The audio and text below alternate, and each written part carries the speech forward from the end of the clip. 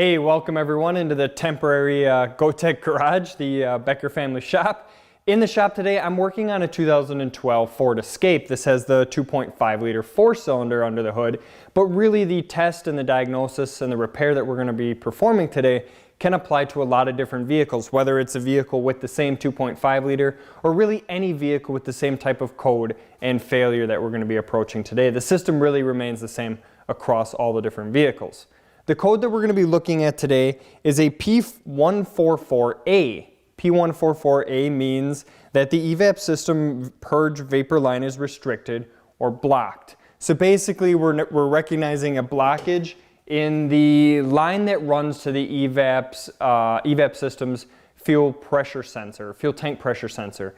On this specific vehicle, and a lot of times on Ford vehicles, the fuel tank pressure sensor is not mounted directly onto the fuel tank. It's run off of the tank on a small line, and it's usually maybe a foot or 2 feet away from the fuel tank itself. This test is specifically designed to check the system to see if there's a blockage between the tank running to that fuel tank pressure sensor line. Now, according to the test and the parameters, the failures could be a blockage in the line, or it could be a leaking purge solenoid. Now, if you're questioning how the EVAP system works and how the entire system functions on the car, what a purge solenoid is, you can check out our other EVAP videos that we have. We have an entire playlist covering the EVAP system. For today, we're going to go with the knowledge that you know what a purge solenoid is and you understand how it functions in the system. So today we're going to do a really quick and simple test that you can do without really any sort of tools, and then we're going to go ahead and fix this car. So first things first, we got to have the engine running. All right, with the engine running at idle, it's possible that this vehicle could begin purging. It may apply the purge solenoid. The computer may ask for the purge to turn on once we're up to operating temperature. What's nice about the 2.5 liter? It's located right here. The purge solenoid is right here on the side of the intake manifold. So we have our hose leading back to the EVAP canister, goes into the purge. We got two 8mm bolts on there and a connector on there. So what we're going to do, we're going to start off by pulling off this hose. In order to do that, we're going to push these two clips in. We're going to push them inwards, push in and push out, push in and push out. I guess if that makes sense. We're going to kind of squeeze them together and then push them outwards. It's going to pop this white clip out. Now we can remove our hose out of the way. At idle, if the system's purging, we should have vacuum here. Right now there's no vacuum. I'll go ahead and grab a vacuum gauge. If you have one of these, great. If not, you can put your finger over it and it appears that we are purging now.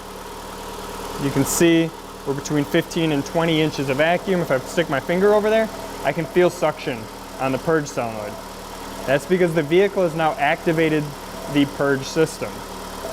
Again, we'll stick this on there.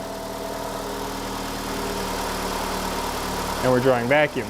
Now what I'm going to do, with the vehicle still running, I'm going to go ahead and unplug the electrical connector. Now our purge solenoid should shut off.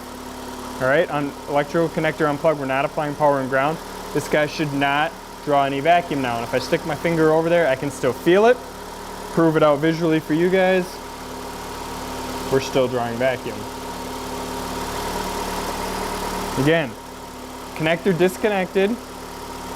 Hose off leading to the canister. We're just connected to the intake manifold. In this state, the purge solenoid should be completely sealed. And it's not. We're drawing vacuum. All right, so we'll go ahead and shut the vehicle off. Now, for whatever reason it is, this is a relatively common failure on these vehicles for this purge solenoid to go bad. And just to prove it out, if we can get a decent connection on the new purge, you can see I have the new purge solenoid right here, vacuum pump on there, and when I pump it up with vacuum, it should hold. So I'll pump it up again. There we go. So it should hold. I have a kind of a bad connection on that solenoid, but we'll compare that to the old one. So in order to get the old one out, all you're going to need is just a ratchet and an 8mm socket. Very, very easy to do.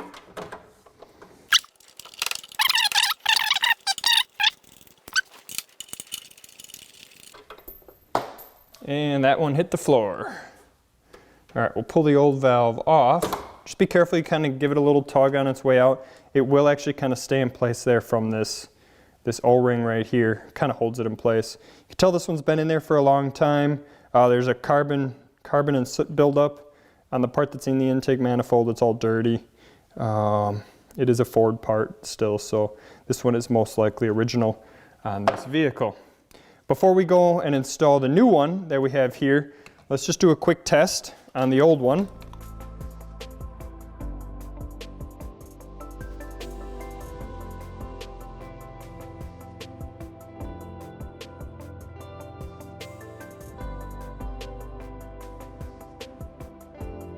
And then we'll just get this guy in place.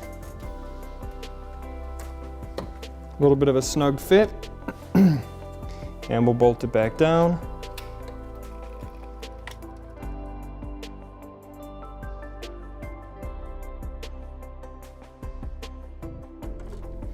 There we go. So nice and tight, the O-ring seals it up in there. Now, when we start the engine, we should not have any vacuum coming out of this little port here.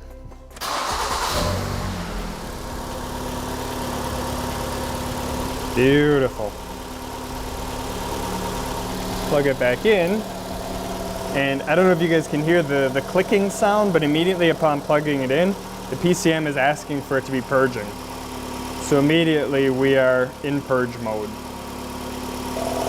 Unplug it. If we unplug it, shuts it off. No longer purging, no longer drawing vacuum. Plugged it back in. Definite vacuum draw in there. Clip our hose back on, make sure it's seated, anchored all the way. Push that white clip in. We're good to go.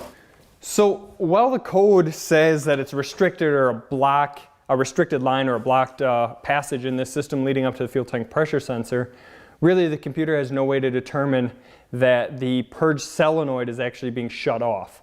So what's happening, we're getting too much vacuum in the system when it thinks that the vacuum should be canceled off and allowing the system to breathe again. The purge solenoid sticking open. In the event of this failure, purge solenoid stuck open like it is, this could lead to drivability concerns, whether it's maybe lean or rich conditions, depending on how much fuel vapors it's drawing into the vehicle. It could also lead to a hard startup or a severely rich condition, maybe even a start and stall after filling up the gas tank.